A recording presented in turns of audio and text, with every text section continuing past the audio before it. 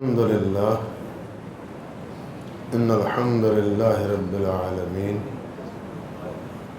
حمدا كثيرا طيبا مباركا فيه. الحمد لله الذي هدانا لهذا وما كنا لنهتدي لولا أن هدانا الله، وأشهد أن لا إله إلا الله وحده لا شريك له، وأشهد أن محمدا عبده ورسوله، أما بعد. محترم حضرات، آج کی نماز تراویح میں قیام اللیل میں پہلے سورۃ الانفال مکمل ہوئی ہے اور پھر اکثر حصہ سورۃ التوبہ کا بھی الحمدللہ تلاوت ہوا ہے۔ اللہ رب العزت اپنے کرم نوازی اور مہربانی سے یہ سنانا اور سننا اپنی بارگاہ میں قبول و منظور فرمائے۔ اللہ اکبر۔ سورۃ الانفال یہ مدنی سورت ہے اور اس کے مضامین سے معلوم ہوتا ہے کہ یہ 2 ہجری کے بعد یعنی غزوہ بدر کے بعد اللہ سبحانہ و تعالیٰ نے اسے نازل فرمایا ہے۔ یہی وجہ ہے کہ سورت کی ابتدا ہی میں اللہ سبحانہ و تعالیٰ نے یہ بات بیان فرمائی ہے کہ یسألونک عن الانفال قل الانفال للہ والرسول فاتقوا اللہ واصلحوا ذات بینکم واطیعوا اللہ ورسولہ ان کنتم مؤمنین، کہ آپ سے انفال کے بارے میں سوال کرتے۔ انفال نفل کی جمع ہے۔ نفل اس عمل کو کہتے ہیں جو فرض سے زائد ہوتا ہے، جس طرح کہ کل بھی تقریباً میں یہ بات عرض کر رہا تھا کہ نفل کی حیثیت کیا ہے۔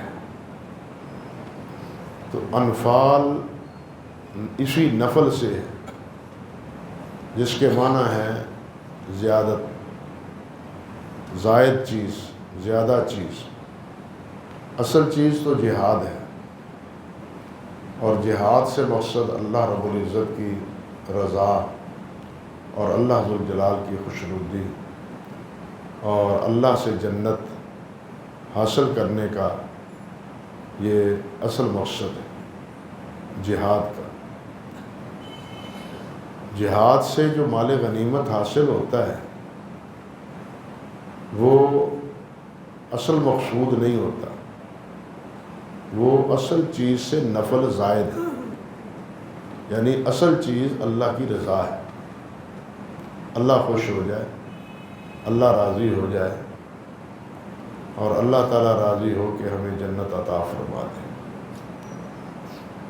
تو یہاں انفال کے بارے میں بڑے اجمال سے یہ بات فرمائی گئی کہ قل الانفال للہ والرسول، کہ یہ مال اللہ اور اللہ کے رسول کے لیے، یہاں اس کی تقسیم کا ذکر نہیں ہے۔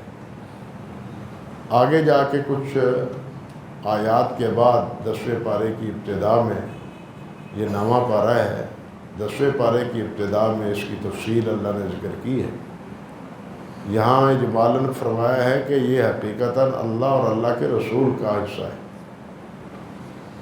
زمانہ جاہلیت میں لڑائی ہوتی تھی، جنگ ہوتی تھی، تو جو غالب ہوتے تھے، فتح یاب ہوتے تھے، وہ مفتوح قوم کا چھوڑا ہوا سارا اثاثہ یا تو لڑنے والے لے جاتے یا جو ان کا حکمران ہوتا تھا، بادشاہ ہوتا تھا، وہ ان کے ہاں جا کے اس کو جمع کرا دیتے۔ زمانہ جاہلیت میں یہ روٹین تھی۔ غزوہ بدر میں جس وقت اللہ سبحانہ و تعالیٰ نے بالآخر مسلمانوں کو، نبی علیہ السلام کو فتح سے ہمکنار فرمایا، تو جو مال غنیمت ملا ان کے بارے میں یہ مسئلہ پیش آیا کہ اب اس مال کو تقسیم کس طرح کیا جائے۔ بعض نے کہا کہ یہ مال ہمارا ہے، ہمارے ہاتھوں آیا ہے۔ بعض نے کہا کہ نہیں، یہ مال تو ہم لوگوں کا ہے جو کفار کے تعاقب میں جو نکلے تھے اور ان کو میدان سے بھگا دیا تھا۔ اگر ہم ان کا تعاقب نہ کرتے تو عین ممکن تھا کہ وہ پلٹ کے دوبارہ حملہ آور ہوتے، اس لیے اس مال کا حقدار ہم ہیں۔ کچھ حضرات وہ بھی تھے جو کہتے تھے کہ نہیں، ہم نے نبی کریم صلی اللہ علیہ وسلم کا دفاع کیا ہے، آپ کے ارد گرد حالہ بن کے کھڑے رہے، آپ پر ہونے والے حملے، تیر و تفنگ، نیزے، ان کو اپنے ہاتھوں پر اور اپنے جسموں پر ہم لیتے رہے ہیں نبی علیہ السلام کے دفاع میں۔ اگر خدا نہ خواستہ نبی علیہ السلام کو کوئی گزن پہنچ جاتا اور آپ کو کوئی زخم گہرا آ جاتا تو پھر مسلمانوں کے دل پسپا ہو جاتے۔ اس لیے یہ مال غنیمت ہمارا حق ہے۔ یہ تھا اصل مسئلہ، اور اسی وجہ سے یہ سوال پیدا ہوا کہ یہ کس کا ہے۔ تو اس کا اجمالاً ذکر تو پہلے کیا کہ قل الانفال للہ والرسول، کہ یہ مال جو ہے یہ اللہ اور اللہ کے رسول کی ملکیت ہے۔ اللہ اور اللہ کے رسول جس کو عطا فرمائیں اور جس حساب سے عطا فرمائیں، یہ اللہ کا اور اللہ کے رسول کا فیصلہ ہے۔ کوئی تم میں سے استحقاق نہیں رکھتا کہ یہ مال میرا ہے۔ یہ ہے اس موضوع کی یا اس صورت کی ابتدا۔ اور ساتھ ہی اللہ نے فرمایا فاتقوا اللہ واصلحوا ذات بینکم، اللہ سے ڈرو، باہم اختلاف نہ کرو بلکہ باہم اتفاق، صلح، آشتی، اس سے رہو۔ وَأَطِیعُوا اللَّهَ وَرَسُولَهُ إِن كُنتُم مُؤْمِنِینَ، اللہ اور اللہ کے رسول کی اطاعت کرو اگر تم مومن ہو۔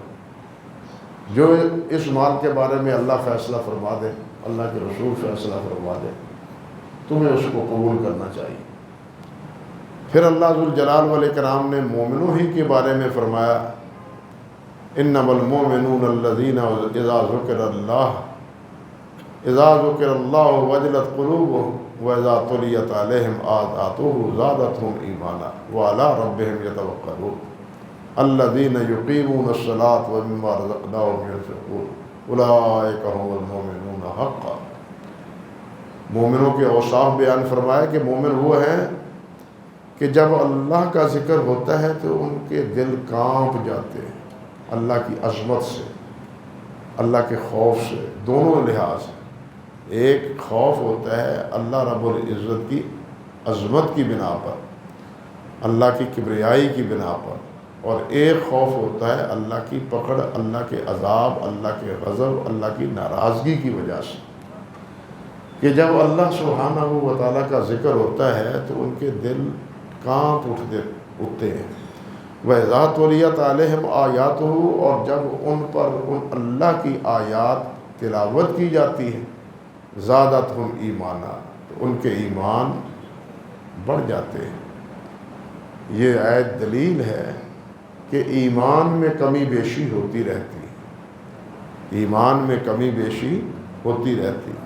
قرآن مجید سننے سے، قرآن مجید کے پڑھنے سے، اللہ اور اللہ کے رسول صلی اللہ علیہ وسلم کی اطاعت اور فرم برداری سے ایمان میں اضافہ ہوتا ہے، اور اللہ اور اللہ کے رسول علیہ السلام کی نافرمانی سے اور قرآن مجید سے منہ موڑنے کے نتیجے میں انسان کے ایمان میں کمی اور کمزوری واقع ہوتی رہتی ہے۔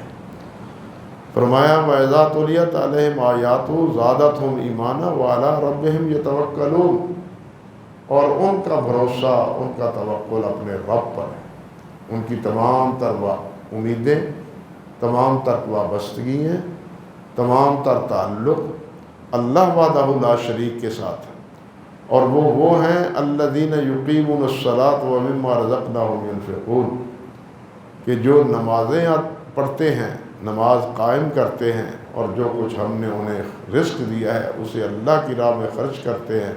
فرمایا اولئک ھم المؤمنون حقا، یہ ہیں پکے مومن، یہ ہیں پکے مسلمان مومن۔ تو یہ چند اوصاف اللہ ذوالجلال نے اہل ایمان کے سورت کی ابتدا میں ذکر فرمائے ہیں، اور آگے اللہ تعالیٰ نے یہ بھی فرمایا ہے کہ اللہ تعالیٰ ایسے ایمان والوں کو بہت عظیم الشان درجات عطا فرمائے گا، اور بہترین تکریم والا رزق اللہ تعالیٰ انہیں عطا فرمائے گا۔ یوں اس سورت کی ابتدا ہوتی ہے۔ پھر پوری سورت میں غزوہ بدر پر پورا ایک تبصرہ ہے۔ غزوہ بدر میں مختلف مراحل آئے۔ پہلے تو اللہ اکبر کبیرہ اطلاع یہ ملی تھی کہ مشرکین کا ایک بڑا قافلہ جو تقریباً 50,000 سونے کا سکہ لے کے تجارت کر کے شام سے واپس آ رہا تھا، اور اتنی بڑی مالیت کے سرمایہ سے ان کا مقصد یہ تھا کہ اس سرمایہ سے جو نفع ہمیں حاصل ہوگا وہ سارا نفع ہم محمد اور محمد کی مخالفت صلی اللہ علیہ وسلم میں خرچ کریں۔ یہ تھا اس تجارت کا مقصد، مشرکین کی اس تجارت کا، جس قافلے میں 40 سے 50 آدمی تھے، اور اس کے علاوہ یہ خطیر یعنی کہنا چاہیے کہ مال و متاع اونٹوں پر لدا ہوا یہ شام کی طرف جا رہا تھا، اور یہ راستہ شام سے مکہ مکرمہ سے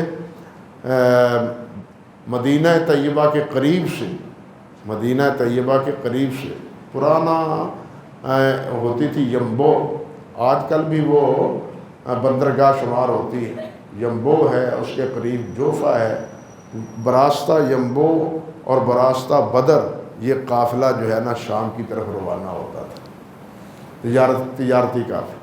اور اتفاق کی بات دیکھیے کہ انہی ایام میں یہ قافلہ تجارت کے لیے جا رہا ہے، اور حضرت سعد بن معاذ رضی اللہ تعالیٰ عنہ جو مدینہ طیبہ کے بہت بڑے ایک یعنی قبیلے کے سردار تھے، وہ نبی علیہ السلام سے اجازت لے کے مکہ مکرمہ عمرے کے لیے تشریف لے جاتے، وہاں حاضری دیتے۔ عین بیت اللہ کے دروازے پر ابو جہل کا ان کے ساتھ ٹکراؤ ہو جاتا ہے۔ ابو جہل کہتا ہے کہ دیکھو تم نے محمد کو پناہ دی ہے صلی اللہ علیہ وسلم، یاد رکھو ہم تمہارے خلاف ایسا اقدام کریں گے، یا تو تم مدینے سے محمد کو نکال دو، ورنہ ہمارے لیے لڑائی کے لیے، ہمارے ساتھ لڑائی کے لیے تیار ہو۔ یہ دھمکی بھی اس نے دی۔ حضرت سعد نے کہا رضی اللہ تعالیٰ عنہ، انہوں نے جواب دیا، لیکن جو جن کے ساتھ یہ طواف کرنے کے لیے آگے بڑھے تھے کفار میں سے، اللہ اکبر کبیرہ، اللہ اکبر کبیرہ، اس نے کہا کہ یہ ان ھذا سید ھذا الوادی، کہ یہ اس وادی کا سردار ہے، اونچے نہ بولیں۔ حضرت سعد فرمانے لگے یہ سردار ہے، لیکن یاد رکھنا کہ یہی تمہیں مروانے کا سبب بنے گا، یہی تمہیں قتل کروانے کا سبب بنے گا۔ میں نے یہ بات محمد صلی اللہ علیہ وسلم سے، رسول اللہ صلی اللہ علیہ وسلم سے سنی، وہ خوفزدہ ہو گیا، کہنے لگا کہ محمد صلی اللہ علیہ وسلم نے یہ بات فرمائی۔ ساتھ فرمانے لگے ہاں یہ بات نبی علیہ السلام نے کہی۔ اللہ اکبر۔ انہوں نے طواف کیا، عمرے سے فارغ ہوئے، گھر گئے، گھر جا کے وہ اپنے اہلیہ سے کہتا ہے یہ دیکھو میرا یسربی بھائی کیا کہہ رہا ہے، مدینہ کو اس وقت یسرب کہتے تھے، یہ یسربی بھائی کیا کہہ رہا ہے۔ یسربی بھائی کہتا ہے کہ محمد صلی اللہ علیہ وسلم نے فرمایا کہ ابو جہل تیرے قتل کا سبب بنے گا۔ تو مجھے تو خوف ہونے لگا ہے کہ واقعتاً محمد جو بات بھی کرتے ہیں وہ سچی ہوتی ہے۔ اب اس کا کیا نتیجہ ہوگا؟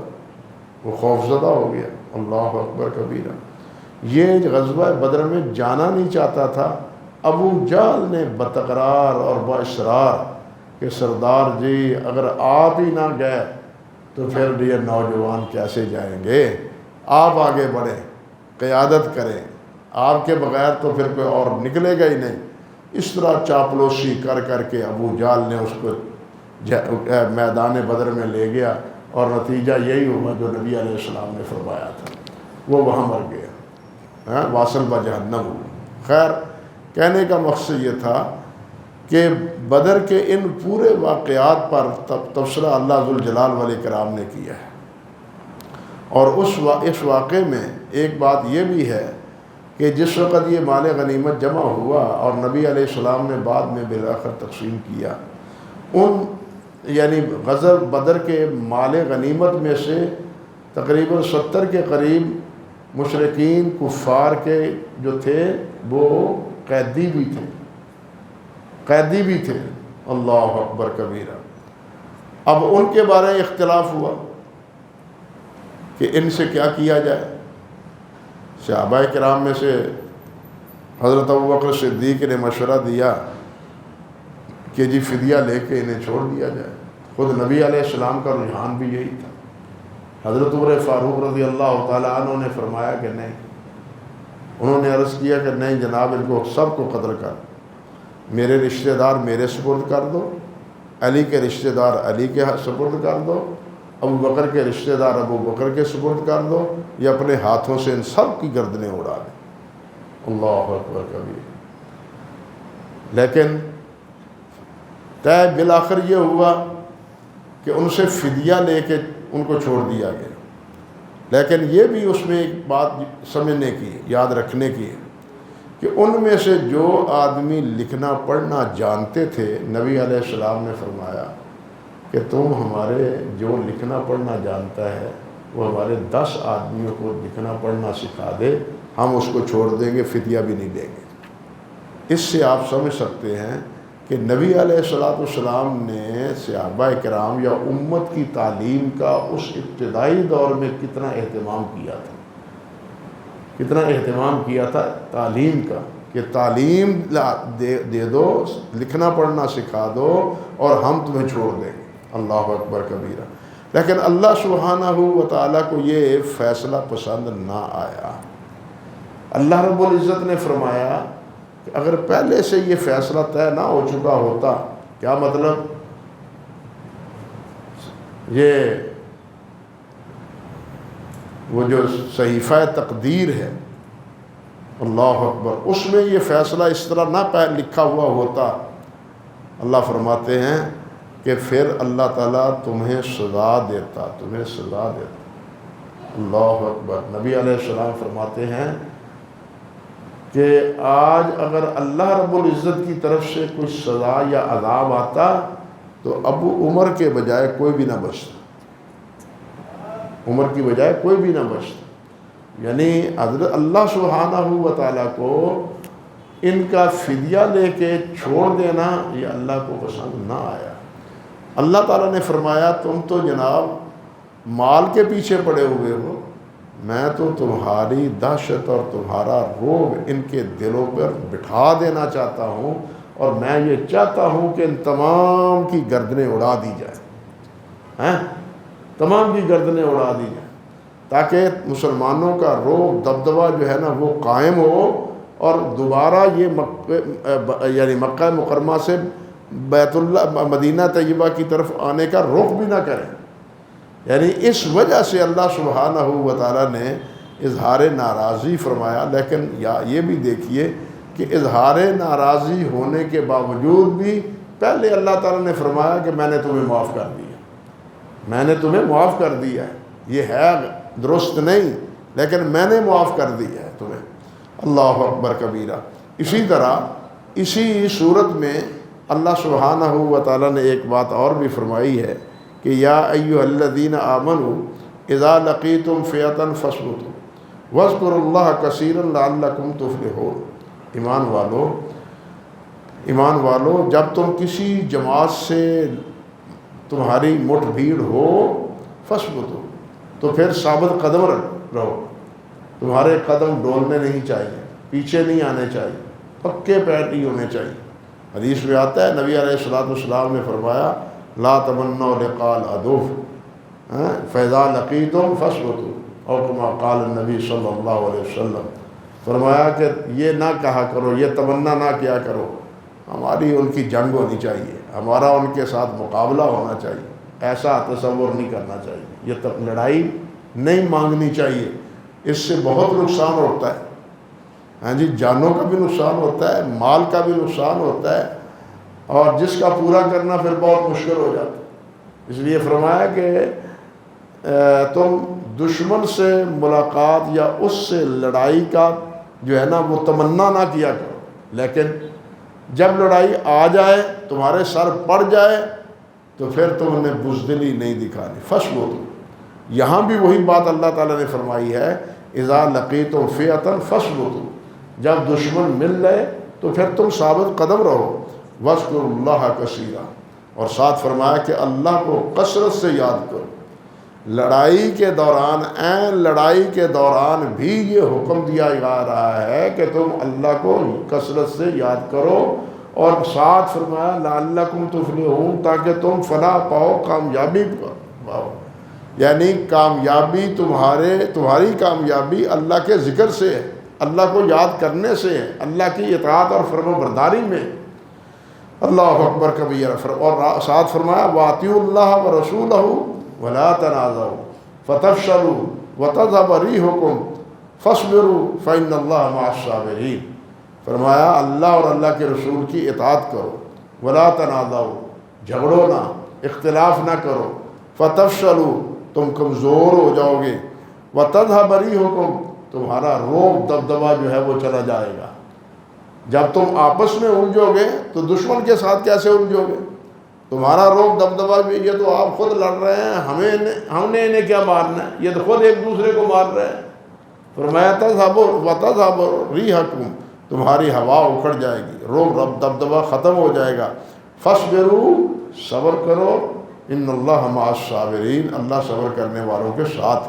گویا یہ کہنا چاہیے کہ جنگ کے لیے اللہ سبحانہ و تعالیٰ کی طرف سے یہ ایک ہدایت نامہ ہے کہ پہلے تو یہ ہے کہ جہاد یا جنگ اس کی تمنا نہ کرو، اگر سر پہ پڑ جائے تو پھر ثابت قدم رہو، اور اس حالت میں بھی تم اللہ کو کبھی نہ بھولو، اللہ اور اللہ کے رسول کی اطاعت اور فرم برداری اس کو اپنا شعار سمجھو، آپس میں نہ جھگڑو، اور اللہ ذوالجلال والاکرام کے ساتھ پکے رہو۔ وَاصْبِرُوا کے مطلب کیا ہے؟ جمے رہو، پکے رہو، اللہ کے ساتھ جڑے رہو، اللہ کے ساتھ جڑے رہو۔ إِنَّ اللَّهَ مَعَ الصَّابِرِينَ، اللہ سبحانہ و تعالیٰ صبر کرنے والوں کے ساتھ ہے۔ جو اللہ سے جڑتا ہے، اللہ کے ساتھ اپنا تعلق قائم کرتا ہے، اور مصائب اور مصیبت جب مشکل آتی ہے تو اس پر صبر کرتا ہے، تو اللہ سبحانہ و تعالیٰ اسے کامیابی اور کامرانی عطا فرماتے ہیں۔ اسی طرح اللہ سبحانہ و تعالیٰ نے اسی صورت میں یہ بات بھی فرمائی ہے کہ یہ مشرکین، اللہ اکبر کبیرہ، یہ مشرکین یہ کہتے ہیں کہ ان کان ھذا ھو الحق من عندک فامطر علینا حجارۃ من السماء او ائتنا بعذاب علیم، اور یہ کہتے ہیں اپنے آپ کے بارے میں، یہ تصور کرتے ہیں کہ جناب ہم تو بیت اللہ کے معمار ہیں، ہم تو بیت اللہ کی تعمیر کرنے والے ہیں، حجاج کو پانی پلاتے ہیں۔ اللہ سبحانہ و تعالیٰ نے ان کے اس دعوے کی تردید کی۔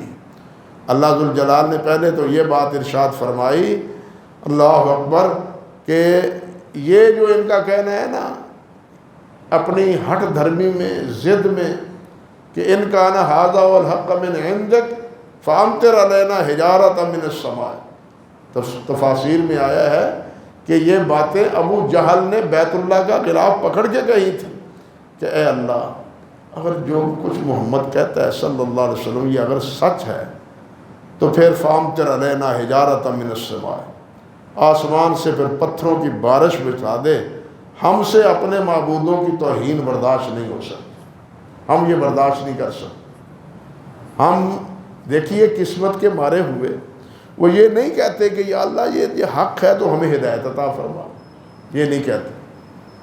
تعصب اور اناد کی انتہا یہ ہے کہ وہ کہتے ہیں کہ اگر یہ حق ہے تو ہمیں مار دے، ہم مرنا قبول ہے، لیکن یہ دعوت قبول نہیں ہے جو محمد صلی اللہ علیہ وسلم دیتے۔ اللہ ذوالجلال والاکرام نے فرمایا ما کان اللہ لیعذبہم وانت فیہم، میرے نبی محمد صلی اللہ علیہ وسلم جب تک آپ ان میں ہیں اللہ ان پر عذاب نازل نہیں کرے گا۔ وما کان اللہ معذبہم وہم یستغفرون، اور نہ ہی اللہ تعالیٰ اس وقت ان پر عذاب نازل کرے گا جب یہ استغفار کرتے رہیں۔ دو چیزیں ہیں اللہ کے عذاب سے بچنے کی، ایک اللہ کے پیارے پیغمبر صلی اللہ علیہ وسلم کا وجود مقدس، اب آپ کا وجود مقدس تو آپ کی زندگی کے بعد اس دنیا سے آپ رخصت ہو گئے، وہ ثواب تو ختم ہو گیا، ایک ہی ثواب اب باقی ہے اور وہ کیا ہے؟ استغفار، اللہ سے توبہ کرنا۔ اس وقت جو مسلمانوں کی حالت ہے، حقیقت یہ ہے کہ ہمیں مسلمانوں کو بحیثیت مسلمان اجتماعی طور پر اللہ سے توبہ کرنی چاہیے۔ ہر طرف سے پسپائی، ہر طرف سے رسوائی، ہر طرف سے ذلت مسلمانوں کا اس وقت مقدر بنتی چلی جا رہی ہے۔ اس پسپائی سے نکلنے کا واحد ذریعہ یہ ہے کہ اللہ سبحانہ و تعالیٰ کی طرف رجوع کیا جائے، اللہ اور اللہ کے رسول صلی اللہ علیہ وسلم کی اطاعت کا عزم کیا جائے، اور اپنی ان غلطیوں اور اپنے ان گناہوں سے اللہ سبحانہ و تعالیٰ سے معافی طلب کی جائے۔ یہی ایک ذریعہ باقی ہے، اس کے علاوہ اور کوئی ذریعہ نہیں، یعنی اللہ سے استغفار اور اس کے ساتھ کیا؟ اللہ اور اللہ کے رسول صلی اللہ علیہ وسلم کی اطاعت اور فرم برداری۔ اللہ اکبر کبیرہ۔ اللہ رب العزت نے فرمایا ہے رہ گیا ان کی نمازیں اور بیت اللہ کی خدمت کرنی۔ اللہ تعالیٰ نے فرمایا ما کان صلاتهم عند البیت الا مقام و تصدیہ، ان کی نمازیں تھی کیا؟ بیت اللہ کا طواف کیا ہے؟ تاڑیاں مارنا اور ناچنا، یہ بیت اللہ کے ارد گرد۔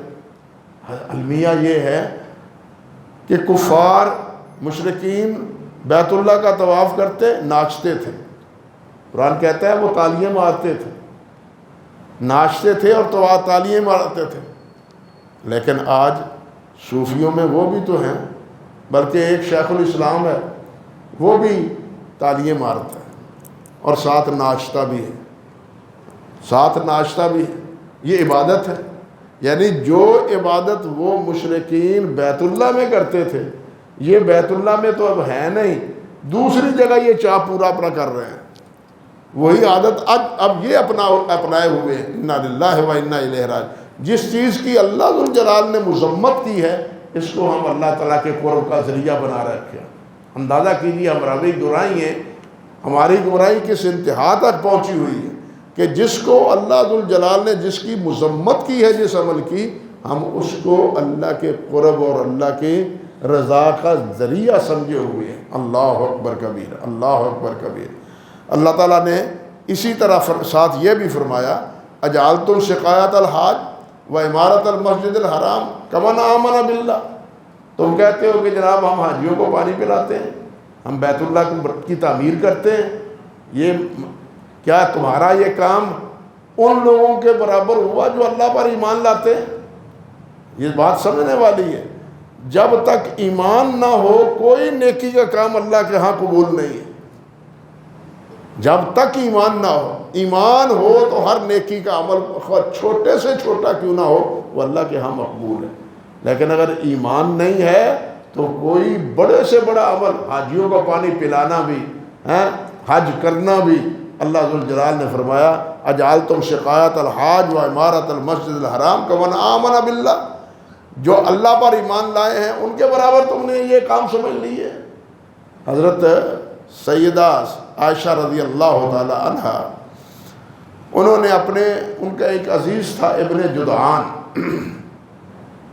بہت اس کے پاس سرمایہ اللہ تعالیٰ نے دے دیا، اور وہ بھی عجیب طریقے سے ایک غار سے اسے بے تحاشا سونا ملا تھا، اور اس سارے سونے کو اس نے غرباء، مساکین، مستحقین ان میں بانٹا، ان کی خدمت کی، ان کو کھانے کھلائے۔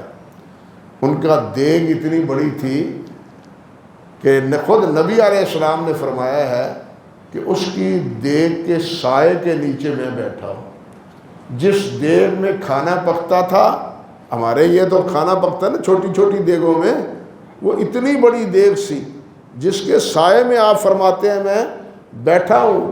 اور اس دیگ سے مستحقین کو عام اجازت تھی، جس کو جتنا چاہے اپنی ضرورت کے مطابق لے جائے. اللہ اکبر. حضرت عائشہ نے پوچھا رضی اللہ تعالیٰ عنہ، حضور کیا ابن جدعان کو کچھ فائدہ ہوگا؟ اتنا انہوں نے صدقہ کیا، اتنا خیرات کی، اتنی غریب پروری اس نے کی، لوگوں کو اتنے کھانے کھلائے، خدمت گزاری کی بڑی لوگوں کی، کیا کوئی فائدہ ہوا؟ نبی علیہ السلام نے فرمایا عائشہ نے کوئی فائدہ نہیں ہوگا. اس نے ایک دن بھی نہیں کہا فَإِنَّهُ لَمْ يَقُلْ يَوْمًا رَبِّ اغْفِرْ لِي خَطِيئَتِي يَوْمَ الدِّينِ کہ اللہ قیامت کے دن میرا گناہ معاف فرما دینا. اس نے ایک بار بھی نہیں کہا. یعنی قیامت پر بھی اس کا ایمان نہیں تھا اور اللہ تعالیٰ سے بخشش بھی اس نے طلب نہیں کی. یعنی گناہوں کا سے بچنے کا ایک ہی ذریعہ، ایک ہی طریقہ ہے کہ اللہ ذوالجلال سے بخشش طلب کی جائے. اللہ اکبر کبیرہ. تو یہ سارا عنوان ہے سورۃ الانفال کا. اور اسی سورۃ انفال میں وہ کردار بھی ہے جو کردار منافقین نے ادا کیا تھا، اور ان منافقین کے کردار کے بارے میں بھی اللہ سبحانہ و تعالیٰ نے ان کی مذمت اس سورت میں کی. سورۃ انفال کے بعد سورۃ اصل توبہ ہے. یہ سورۃ توبہ کے دو حصے ہیں اکثر. ایک حصہ وہ ہے جو 9 ہجری میں اس وقت نازل ہوا جس وقت حضرت ابوبکر صدیق رضی اللہ تعالیٰ عنہ کو امیر الحج بنا کے نبی علیہ السلام نے روانہ فرمایا. اور اس کا دوسرا حصہ اس وقت نازل ہوا جس وقت نبی علیہ السلام غزوہ تبوک کے لیے تشریف لے گئے تھے. 9 ہجری میں ہی غزوہ تبوک ہوا ہے. تو ان دو واقعات کے پس منظر میں یہ سورۃ توبہ جو ہے نا اس کا موضوع ہے. اور اسی سورۃ توبہ کی ابتدا بھی اسی سے ہوتی ہے. جب یہ سورت نازل ہوئی حضرت ابوبکر صدیق رضی اللہ تعالیٰ عنہ کو امیر حج بنا کے بھیجا. بعد میں وہ روانہ ہو چکے تھے. بعد میں اللہ ذوالجلال نے یہ سورت نازل کی. براۃ من اللہ ورسولہ الی الذین عاہدتم من المشرکین فسیحوا فی الارض 4 اشہر واعلموا انکم غیر معجز اللہ وان اللہ مخزی الکافرین وَأَذَانٌ مِّنَ اللَّهِ وَرَسُولِهِ إِلَى النَّاسِ يَوْمَ الْحَجِّ الْأَكْبَرِ أَنَّ اللَّهَ بَرِيءٌ مِّنَ الْمُشْرِكِينَ وَرَسُولُهُ. اللہ اکبر کبیرہ. حضرت علی رضی اللہ تعالیٰ عنہ کو نبی علیہ السلام نے یہ ابتدائی آیات یاد کروا کے پڑھ کے بھیجا حضرت ابوبکر صدیق کے پیچھے. حضرت ابوبکر صدیق کو حضرت علی رضی اللہ تعالیٰ عنہ راستے میں ملے تو حضرت ابوبکر صدیق نے پوچھا کہ کیسے آنا ہوا؟ میں ایک اعلان کرنے والا ہوں. نبی علیہ السلام نے بھیجا ہے مجھے. فرمایا آپ امیر ہیں یا مامور ہیں؟ بھئی اگر آپ امیر ہیں تو مجھے امیر الحج بنایا تھا، اب آپ امیر ہیں کیونکہ آپ کو نبی علیہ السلام نے بھیجا ہے. حضرت علی فرمانے لگے نہیں میں مامور ہوں، میں تو صرف ایک اعلان کرنے کے لیے آیا ہوں. اور وہ اعلان حضرت علی رضی اللہ تعالیٰ عنہ نے پھر حج کے دوران منا کے موقع پر، یعنی کہنا چاہیے کہ 11 تاریخ کو 11 یا 12 ذی الحج کو پھر سب لوگ جب اکٹھے تھے منا میں اس وقت حضرت علی رضی اللہ تعالیٰ عنہ نے اس کفار بھی تھے وہاں مسلمان بھی تھے یہ ابتدائی آیات پڑھ کے سنائیں. سن لو براۃ من اللہ ورسولہ، اللہ تعالیٰ کی طرف سے اور اللہ کے رسول کی طرف سے تم سے برات ہے. بری الذمہ ہے اللہ ذوالجلال، اللہ کے رسول بھی. الذین عاہدتم من المشرکین، جن مشرکوں کے ساتھ تمہارے پہلے کوئی وعدے مواعید تھے وہ سب ختم ہو گئے. فسیحوا فی الارض 4 اشہر، 4 ماہ تمہیں چلنے پھرنے کی اجازت ہے یہاں مکہ مکرمہ میں. 4 مہینے کے بعد خبردار کوئی مشرک مکہ میں نظر نہ آئے. اللہ اکبر کبیرہ. وَاعْلَمُوا أَنَّكُمْ غَيْرُ مُعْجِزِ اللَّهِ. اب یہ دیکھیے نا، تم کہتے ہو کہ جناب ہم سرداری ہماری ہے، یہ اعلان سن لو، اگر تم نے اس کی خلاف ورزی کی تو تم اللہ کو کمزور نہیں کر سکتے۔ یہ اللہ کی طرف سے اعلان ہے، اللہ اعلان کروا رہے ہیں وَأَنَّ اللَّهَ مُخْزِي الْكَافِرِينَ، اللہ کافروں کو ذلیل اور رسوا کرے گا۔ اللہ اکبر۔ وَأَذَانٌ مِّنَ اللَّهِ وَرَسُولِهِ، اور اللہ کے رسول کی طرف سے اعلان ہے لوگوں کے لیے یوم الحج الاکبر، حج اکبر کے دن، یعنی منا کے دن، منا کے روز، ان اللہ بریء من المشرکین ورسولہ، کہ اللہ اور اللہ کے رسول مشرکوں سے بری و ذمہ ہے، ان سے کوئی ناطہ نہیں، کوئی تعلق نہیں، ہمارا اور تمہارا تعلق ختم ہو چکا ہے۔ صرف ایک بات ہے کہ اگر تم توبہ کر لو، فَإِن تَابُوا وَأَقَامُوا الصَّلَاةَ وَآتَوُا الزَّكَاةَ فَإِخْوَانُكُمْ فِي الدِّينِ، ہاں اگر توبہ کر لو، نماز پڑھنا شروع کر دو، زکوٰۃ بھی اللہ کی راہ میں دیا ہوا مال اللہ کی راہ میں دو، تو پھر کیا ہے؟ فَإِخْوَانُكُمْ فِي الدِّينِ، پھر وہ تمہارے دین کے بھائی ہیں، پھر ان کا تمہارے ساتھ کوئی ناطہ اور تعلق ہے، ورنہ تمہارا ان کے ساتھ کوئی تعلق اور ناطہ نہیں ہے۔ یعنی اس طرح اس صورت میں مشرکین سے برات کا اظہار اور 4 مہینوں کی ان کو مہلت دی، اور ساتھ اعلان کر دیا کہ فلا یقرب المسجد الحرام بعد عامہم ھذا، آج کے سال کے بعد بیت اللہ میں کوئی مشرک کافر جان نہ آئے۔ یا تو اسلام قبول کر لو، ایمان لے آؤ، توبہ کر لو، نماز قائم کرو، زکوٰۃ دو، پھر ٹھیک ہے، ورنہ تم یہاں سے نکل جاؤ، یہی تمہارے بچاؤ کی ذریعہ ہے۔ اس طرح سورۃ توبہ کی ابتدا ہوتی ہے۔ پھر آگے جا کے اللہ سبحانہ و تعالیٰ نے یہ جو غزوہ تبوک تھا اس کی تفصیل کو بیان کیا ہے۔ وہ یہ جب صورت مکمل ہوگی تو انشاءاللہ اس غزوہ تبوک کے بارے میں بھی کچھ باتیں باقی جو ہیں انشاءاللہ اللہ تعالیٰ نے توفیق دی تو کل کے مجلس میں، کل کے درس میں عرض کرنے کی کوشش کروں گا۔